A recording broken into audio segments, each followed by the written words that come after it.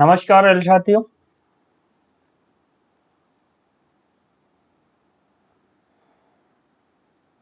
स्वागत है आपका इस वीडियो में।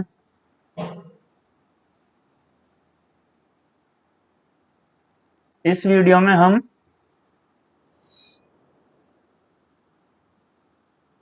रेल कोच फैक्ट्री कपूरथला का जो रैंकर कोटे का जो जेई का पेपर है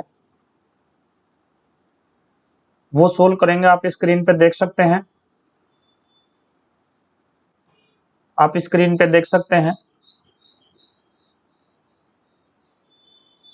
rail coach factory Kapurthala question paper for selection for the post of JE junior engineer oblique shell pay matrix level 6 against 25% ranker quota in mechanical department.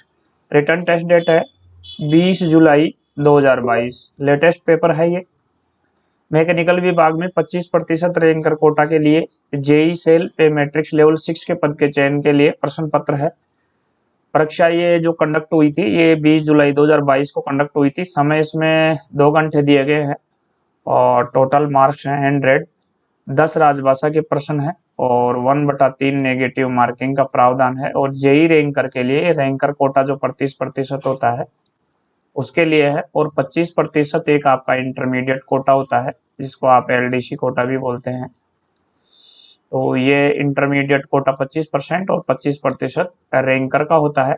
Ranker में आप सभी जानते होंगे एमसीएम जिसको आप बोलते हैं मास्टर क्राफ्ट्समैन, या कई जगह इसको सीनियर टेक्नीशियन बोला जाता है। कई ये दोनों नाम सही है, एमसीएम और सीनियर टेक्नीशियन। इनका जो ग्रेड पे होता है वो 35,004 जो 4200 ही होता है, जो कि 4200 ग्रेड पे होता है, जो कि आपके 35,400 लेवल 6 में आता है। और सीनियर टेक्नीशियन का भी 35,400 होता है। ये एक ही बात है, एमसीएम और सीनियर टेक्नीशियन, इसका लेवल भी 6 होता है। तो ये जो सीनियर टेक्नीशियन और एमसीएम हैं ये लोग इस जेई रैंकर में बैठते हैं। ये जेई इंटरमीडिएट के समकक्ष भी पेपर था, इसलिए इसको वीडियो में शामिल किया गया। तो रेल कोच फैक्ट्री कपूरथला का ये पेपर है। देखेंगे कैसा पेपर आया है वहाँ। इससे आपको बहुत मदद होने वाली है इस पेपर से। और जो साथी रेल कोच फैक्ट्री कपूरथला के उनको तो मदद होगी इससे। बाकी जो अन्य डिवीजन के हैं उनको भी इस पेपर से आइडिया लगेगा किस प्रकार का पेपर आता है और किस तरह के क्वेश्चन होते हैं। ऑब्जेक्टिव टाइप ये पेपर है, 100 क्वेश्चन है, 10 राजभाषा के अतिरिक्त प्रश्न है। मैक्सिमम आपको 100 ही प्रश्न करने हैं और अंक भी 100 हैं। टाइम इसमें 2 घंटे का है, 1/3 नेगेटिव मार्किंग है।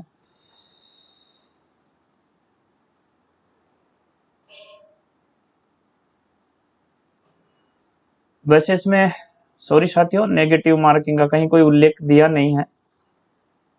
नेगेटिव मार्किंग का इसमें इंस्ट्रक्शन में कहीं नहीं दिया है, तो हम इसको नेगेटिव मार्किंग नहीं मानेंगे। 110 प्रश्न है, 10 राजभाषा के। राजभाषा का वीडियो हमने बना चुके हैं पहले, राजभाषा का वीडियो हम दे चुके हैं आपको, आप देख सकते हैं। इसका वीडियो अपलोड हो चुका है और प्रत्येक प्रश्न 1 अंक का है। 100 प्रश्न आपको करने हैं। नेगेटिव मार्किंग नहीं है, नेगेटिव मार्किंग इसमें नहीं है। रैंकर कोटे का है, नेगेटिव मार्किंग नहीं है। पेज इसके 21 है। चलिए पहला प्रश्न देखते हैं क्या है। पहला प्रश्न जो इसमें है,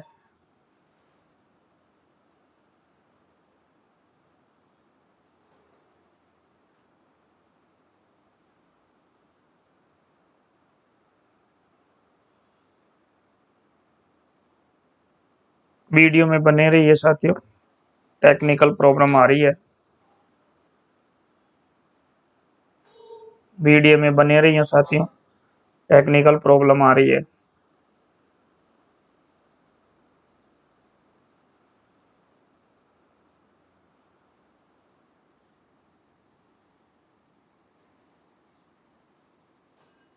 वीडियो में बने रहिए साथियों, टेक्निकल प्रॉब्लम ठीक कर रहे हैं।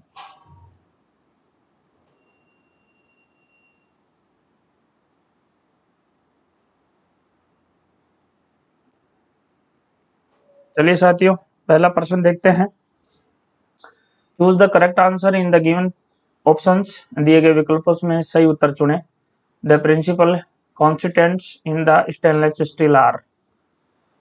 तो इसमें chromium and nickel, chromium and tungsten, nickel and vanadium और निकल एंड टंगस्टन। तो इसमें स्टेनलेस स्टील के मुख्य घटक तत्व होते हैं तो वो क्रोमियम और निकल होते हैं, क्रोमियम और निकल होते हैं। ए आंसर यहाँ आपका करेक्ट हो जाएगा। Which tool is used for liner measurement, रैखिक मापन के लिए कौन सा यंत्र प्रयुक्त होता है? तो यहाँ पे जो आपका स्टील रूल होता है, वो जो टूल है वो लाइनर मेजरमेंट के लिए इसका उपयोग किया जाता है, स्टील रूल स्टील का। तो यहाँ ऑप्शन सी आपका करेक्ट हो जाएगा। रेखिक मापन के लिए कौन सा यंत्र प्रयुक्त होता है? तो वो स्टील रूल का प्रयोग किया जाता है। प्रश्न नंबर 3 है, which one of the following gases helps in combination, निम्न में से कौन सी दहन में सहायक होती है? तो यहाँ पे जो आपका आंसर है ऑक्सीजन है, जो दहन में आपके सहायक होती है, कॉम्बिनेशन दहन। विच one of the following gases helps in combination, option A is correct answer, oxygen. Option A आपका यहाँ करेक्ट आंसर हो जाएगा। निम्न में से कौन सी दहन में सहायक होती है? तो ये ऑक्सीजन होती है, ऑप्शन ए यहाँ करेक्ट है। फिक्सर्स इज यूज्ड, फिक्सर का उपयोग किसके लिए होता है? तो फिक्सर का यूज जो आपके लिए होता है वो जॉब को पकड़ने के लिए होता है। तो यहाँ जो सी आंसर है, to hold the job only, तो ये जॉब को पकड़ने के लिए होता है फिक्सर का यूज। आपने पढ़ा भी होगा फिक्सर।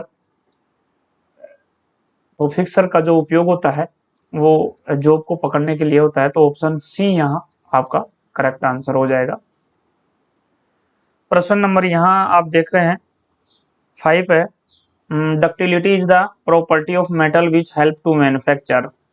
तो ये वायर्स के लिए आ जाएगा, तार के लिए। डक्टिलिटी धातु का वह गुण है जो तार के निर्माण के लिए उपयोगी है, जो वायर बनाते हैं हम उसके लिए डक्टिलिटी का, जिसको अपन बोलते हैं लचीलापन, ये डक्टिलिटी का गुण उसमें होना जरूरी है। तो यहाँ जो आपका आंसर बनेगा वो वायर बनेगा, ऑप्शन ए।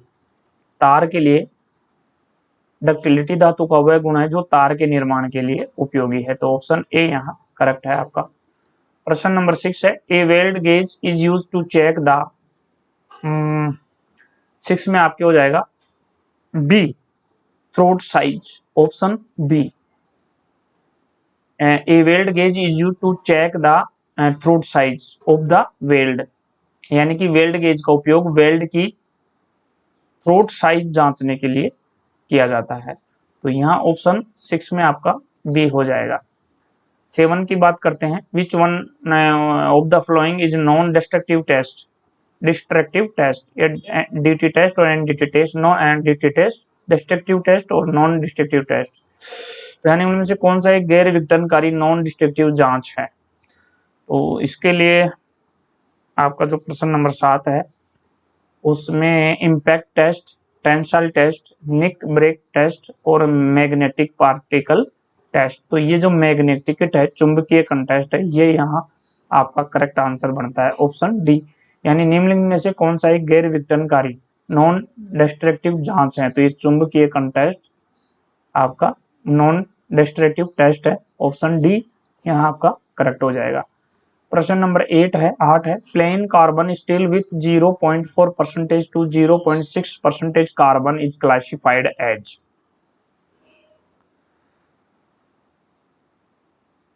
तो यहाँ पे जो आपका प्रश्न है वो देखें तो उसके हिसाब से यहाँ जो आंसर बनता है लो कार्बन स्टील के रूप, यानी low carbon steel, medium carbon steel, high carbon और स्टेनलेस स्टील। तो मीडियम कार्बन स्टील आपका आंसर बनता है।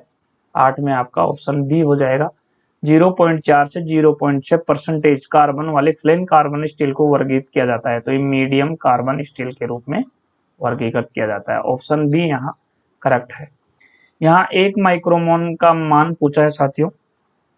तो 1 माइक्रोमोन इज इक्वल टू, तो ये 0.001 mm होता है, जो कि आपके ऑप्शन सी में है। 1 माइक्रोमोन का मान है तो ये 0.001 mm होता है। तो यहाँ ऑप्शन 9 में आपका सी हो जाएगा, 9 में आपका सी हो जाएगा। प्रश्न नंबर जो 10 है वो देख लेते हैं। एक वर्नियर कैलिपर का लिस्ट काउंट 0.05 mm है, तो उसके वर्नियर स्केल व मेन स्केल डिवीजन होंगे। अगर 0.05 mm है तो उसके वर्नियर स्केल व मेन स्केल डिवीजन होंगे। तो इसके हिसाब से हम अगर उत्तरों का चूज करें तो 10 में आपका जो आंसर बनता है वो 20 वर्नियर और 19 मेन स्केल डिवीजन, यानी 19 mm main scale division. Option यहाँ बी बनता है। If the least count of vernier caliper is 0.05 mm then the vernier scale and main scale division are. तो ये 20 vernier and 19 mm main scale division हो जाएंगे। तो यानी ऑप्शन बी यहाँ आपका करेक्ट आंसर है, ऑप्शन बी में।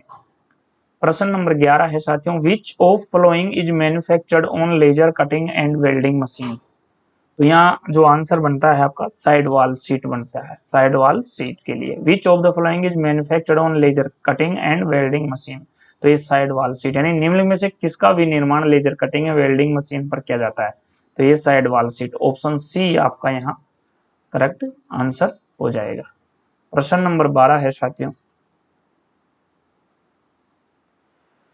प्रश्न नंबर जो 12 है, what is the maximum permitted speed of driving a fork lifter inside shell shop.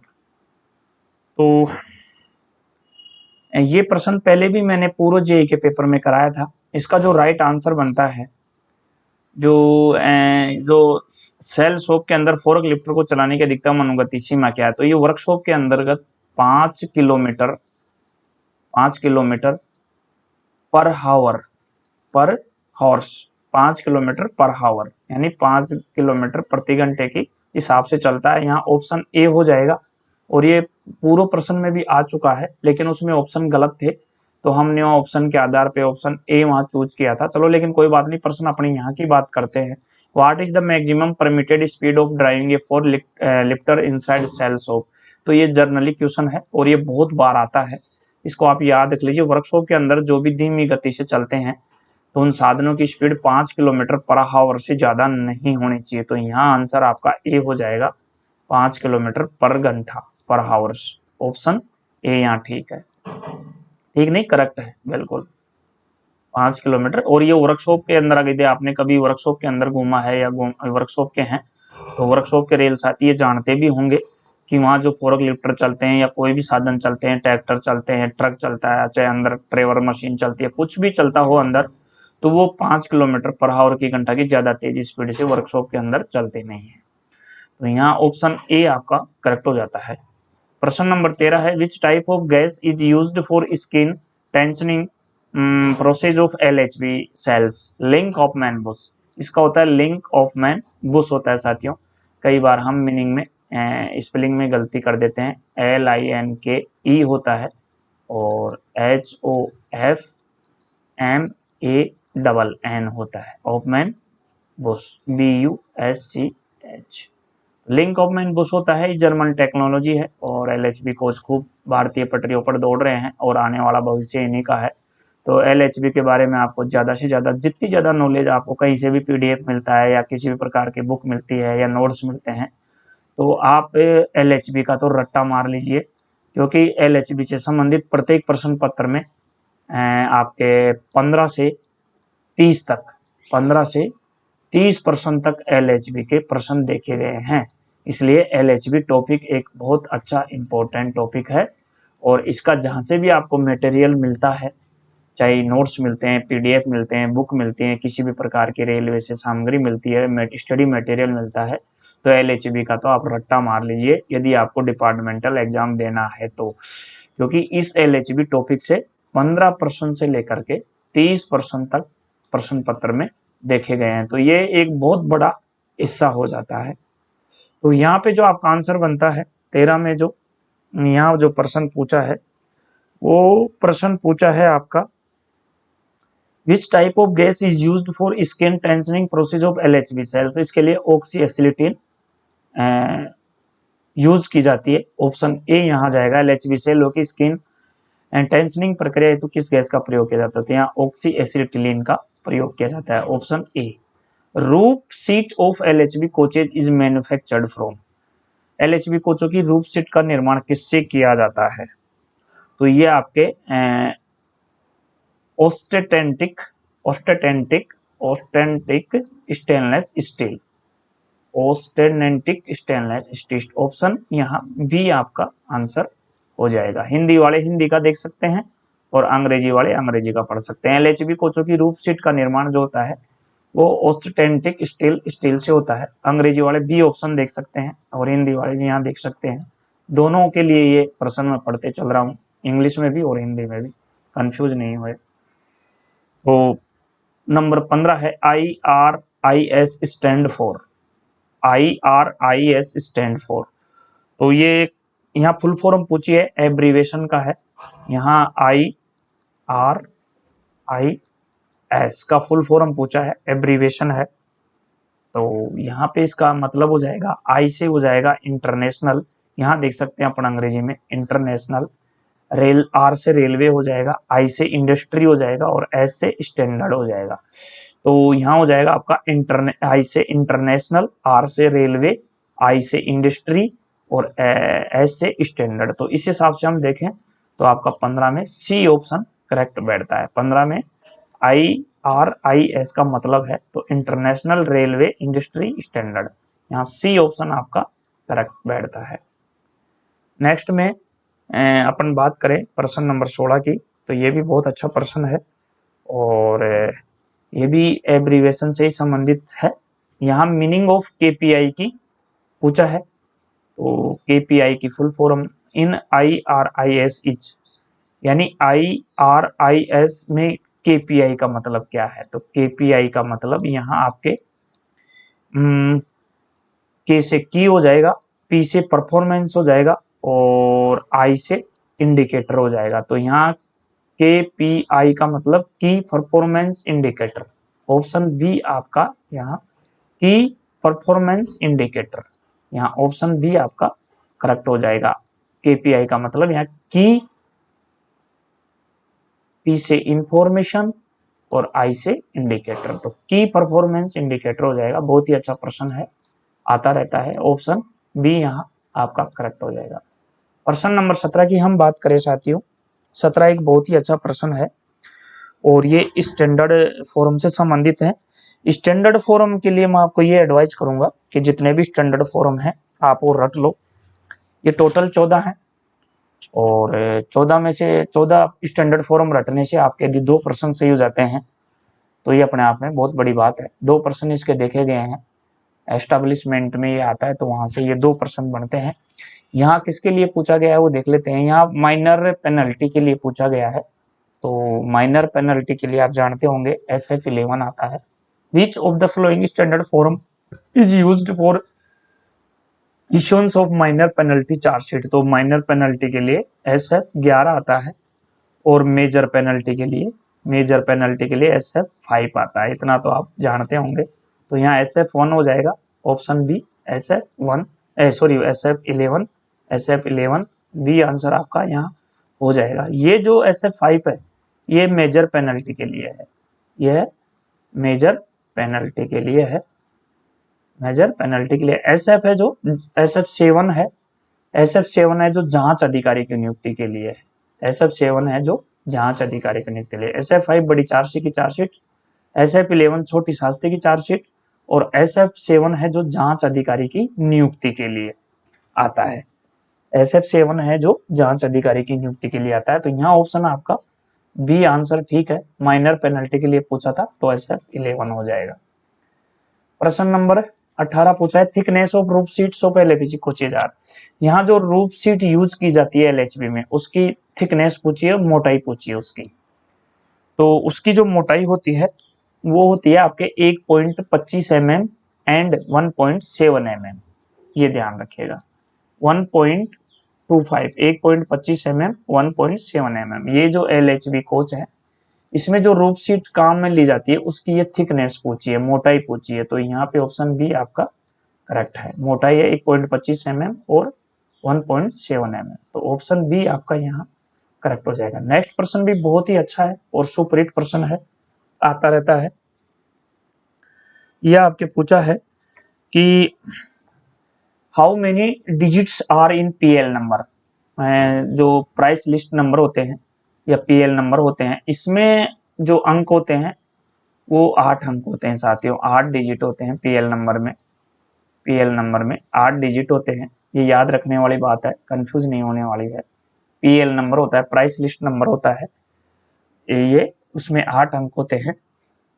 यहाँ पूछा है पीएल नंबर में कितने अंक होते हैं, तो ये 8 अंक होते हैं, याद रखने वाली चीज है। और पैन कार्ड में 10 होते हैं, आप ये जानते होंगे, पैन कार्ड में 10 होते हैं। आधार कार्ड में 12 अंक होते हैं, ये भी याद कर लीजिएगा। ये भी कई पूछा तो नहीं है लेकिन नॉलेज में रही है, पैन कार्ड का पूछ लिया जाता है कई बार। और तो पैन कार्ड में 10 होते हैं, आधार कार्ड में 12 होते हैं। और जो प्राइस लिस्ट, ये स्टोर का पर्सन है, स्टोर डिपार्टमेंट से संबंधित है। प्राइस लिस्ट नंबर होता है, ये 8 अंक का होता है। और इसमें जो अंकों का डिसीजन होता है वो ऐसे होता है, शुरू के जो होता है वो मुख्य वर्ग होता है 2 अंक, फिर 2 अंक होते हैं जो सब मुख्य वर्ग यानी सब ग्रुप होता है, मुख्य ग्रुप का होता है शुरू में 2 अंक, 2 फिर सब ग्रुप में आ जाता है। 3 होता है जो मध्य से संबंधित होते हैं, और जो लास्ट का 1 अंक होता है वो चेक डिजिट संख्या होता है, जो लास्ट का अंक होता है वो चेक डिजिट होता है। इस प्रकार से 4 और 3 7 और 1 8 अंक, तो इसमें टोटल 8 अंक होते हैं। तो यहाँ पे आपका जो आंसर बनेगा वो 8 अंक, ऑप्शन बी बनेगा। चलिए प्रश्न नंबर 20 है, thickness of 3 phase MEMU DMC sole bar is. जो मेमो और डीएमसी में जो सोल बार लगाया जाता है उसकी थिकनेस यहाँ पूछी गई है साथियों। तो उसकी थिकनेस आपके यहाँ हो जाएगी 6 mm, सोल बार की 6 mm हो जाएगी जो डेमो में, और डीएमसी में जो सोल बार लगाया जाता है वो आपके 6 mm का सोल बार होता है, उसकी ये थिकनेस होती है। और 4 mm पे इसको कंडम कर दिया जाता है, ये भी याद रखें। तो यहाँ आपका आंसर जो होगा 6 mm होगा, ऑप्शन सी यहाँ करेक्ट है। प्रश्न संख्या 21 है साथियों, what is the meaning of SEIRI in 5S। 5S में SEIR का मतलब क्या है, SEIRI का मतलब क्या है। तो यहाँ पे इसका मतलब होता है सोल्ट, छांटना। सी आंसर यहाँ आपका करेक्ट हो जाएगा। प्रश्न नंबर 22 है, in which welding process consumable electrode is used. तो TIG welding, MIG welding, thermit welding, gas welding. तो यहाँ जो आपका आंसर करेक्ट बनेगा वो MIG वेल्डिंग बनेगा। मैनर्ट इनर MIG टंगस्टर इनर्ट गैस, और ये मैनर्ट इनर्ट गैस होती है। थर्मिट वेल्डिंग, गैस वेल्डिंग, या MIG हो जाएगा। सी ऑप्शन आपका करेक्ट है। वेल्डिंग की किस प्रक्रिया में कंज्यूमेबल इलेक्ट्रोड का प्रयोग होता है, तो MIG वेल्डिंग का होता है, ऑप्शन सी। प्रश्न नंबर 23 है, in which shop the body side door of LHB coaches are fitted. किस शॉप में LHB कोच के बॉडी साइड डोर फिट किए जाते हैं। तो ये आपका जो आंसर बनेगा इसमें यहाँ फर्निशिंग शॉप में होता है ये काम, तो ये बी ऑप्शन आपका यहाँ करेक्ट हो जाएगा, furnishing shop, option B. Next है 24 है, which one of the following material handling equipment is being used in RCF। तो निम्नलिखित में से RCF में किस मटेरियल हैंडलिंग उपकरण का उपयोग किया जा रहा है, तो ये वहां के साथ ही बता सकते हैं। वैसे मेरे हिसाब से यहाँ जो आंसर है फोर्क लिफ्टर, ट्रेवर्सर, EOT क्रेन, उपरोक्त सभी, मेरे हिसाब से यहाँ आपका जो आंसर है उपरोक्त सभी आएगा, क्योंकि fork lifter, EOT crane, traverse में सभी वर्कशॉप में लगभग इनका यूज होता है। Electric overhead traverser, electric overhead traverser, fork lifter, traverser, all of the above, उपरोक्त सभी यहाँ आंसर हो जाएगा। निम्नलिखित में से RCF में किस मटेरियल हैंडलिंग उपकरण का उपयोग किया जा रहा है, तो यहाँ तीनों का किया जा रहा है, उपरोक्त सभी। 25 प्रश्न है साथियों, what is the height of coach from top of the rail without tolerance. Rail top से कोच की ऊंचाई कितनी होती है, टॉलरेंस के बगैर पूछा है। तो यहाँ जो 25 में आपका आंसर बनेगा वो 4039 mm, बिल्कुल राइट आंसर है। यहाँ ऊंचाई पूछा है, ऊंचाई हाइट पूछा है, हाइट कोच की, यानी टॉलरेंस के बगैर, तो टॉलरेंस के बगैर 4939 mm आपकी ऊंचाई राइट है, तो यहाँ ऑप्शन डी आपका करेक्ट है। प्रश्न नंबर 26 है, how many brake disc are provided on one axle in LHB coaches. How many brake disc are provided on one axle in LHB coaches. LHB coach में एक axle पर कितनी brake disc लगाई जाती है। तो एक जो मैं आपको यहाँ डायग्राम के माध्यम से